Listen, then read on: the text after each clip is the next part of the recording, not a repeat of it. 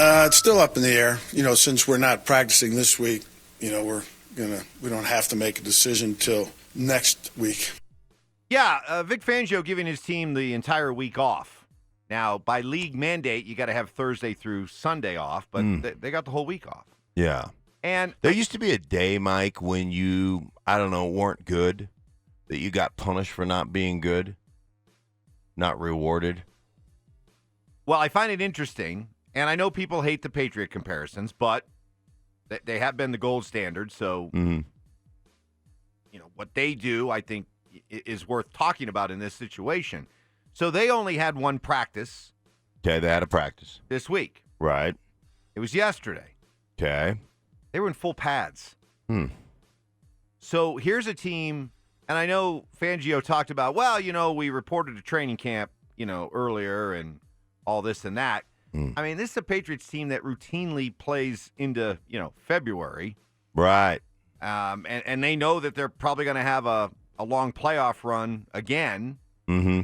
And yet, they're out there yesterday smacking heads in full pads. They got physically handled by Baltimore. I mean, they physically got handled by Baltimore. You know what they probably did? They probably worked on all the mistakes that they made defending that Baltimore offense because they probably said, hey, you know what? Odds are we're going to have to face them again come playoff time, guys. And you guys just didn't do well enough. So full pads, it's a punishment, and we're going to work on things.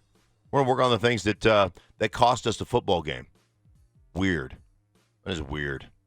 Next on the Morning Brew. The quarterback's had a Movember mustache, and the original thought for me to do the handlebars, I was undefeated before Sunday with the handlebar mustache, so I shaved it off because I didn't deserve it. Oh, so mustache gate. Yeah. So Baker Mayfield, who had 3 different looks on his face on Sunday, said he shaved off his mustache after the game and looked like Daniel Stern's character from the Wet Bandits in Home Alone because of superstition. And immediately, a Sooner fan came to his rescue. You ready for this? Oh, gosh, here we go. Sooner fan's annoying. I can't stand Sooner fan. Here's What'd what they I say? got.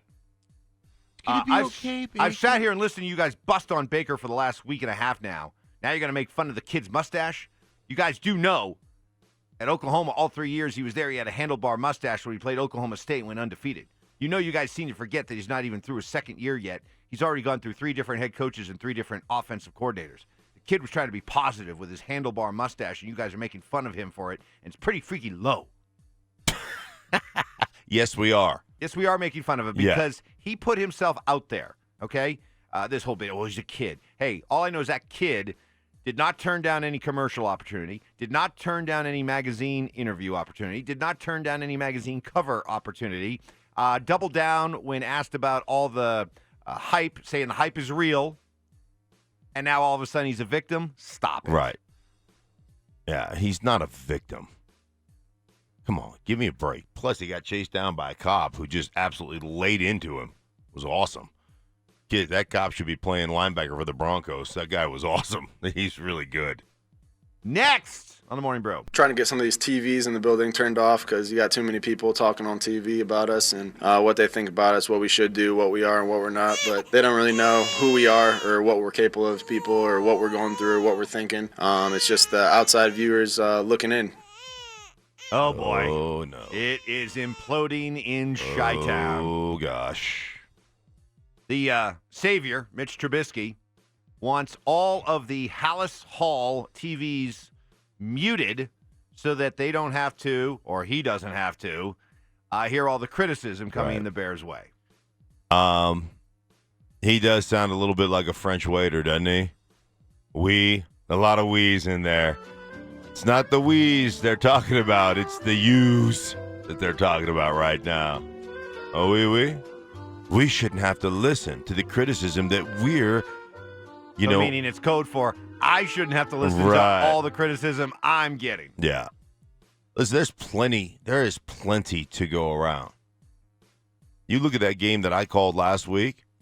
Hey, man, their receivers couldn't beat one-on-one coverage. Everybody wants to bust on Mitch Trubisky. Hey, one-on-one, you're getting locked up. So Listen, man, there's a lot of fingers to be pointed. If you are the number 2 overall pick in the draft and your team traded up from 3 to 2 to get you, you should be making average look above average. That's just a fact. And through 7 games, he's got 5 touchdown passes. He sucks. Not playing very well. But the good news is the Bears hold a 5-year option on him. Oh, the 5th-year option. They have the 5th-year option. Oh, well, that makes it all okay then. Okay. Next on the Morning Brew. Here's Carr. End zone, back of the end zone, grab, touchdown, Waller. Waller grabs it, back of the end zone. He is a nightmare mismatch. Rivers eludes, throws toward the end zone. Jump caught, Keenan Allen. What a catch. Touchdown Chargers. 28 yards. Knock on wood. Thursday Night Football. Good one. I'm looking forward to this. Chargers, Raiders from Oaktown. Who you got? I like the Raiders. I think the Raiders are an improving football team. They still have issues. There's no question about that. Derek Carr is playing great. Have you seen some of the numbers he's putting up? Like almost 72% completion percentage. Red zone touchdowns. He's one of the top red zone touchdown guys in football. He's got 71% completion, 13 touchdowns, 4 interceptions. The Raiders. Yeah, he's played really well. Did it, have done it without, they were counting on, Antonio Brown. He leaves. They one of their starting receivers, they just cut him. They've done it without a great receiving core. They've morphed into a 3 tight ends offense to some degree. They've made a lot of significant changes, and they're still, they're competitive in every game. And the Chargers, after getting out to their slow start, they've won 2 in a row, and Anthony Lynn is talking to his guys about this 3-game sequence that they have that could, totally turn their season around. They're at the Raiders, home against the Chiefs, and then here at Denver. 3 big division games. All right. So you get right back into it. You can get right back into it. All right, that'll do it for the Morning Brew. Bring that to you each and every morning at 6:30.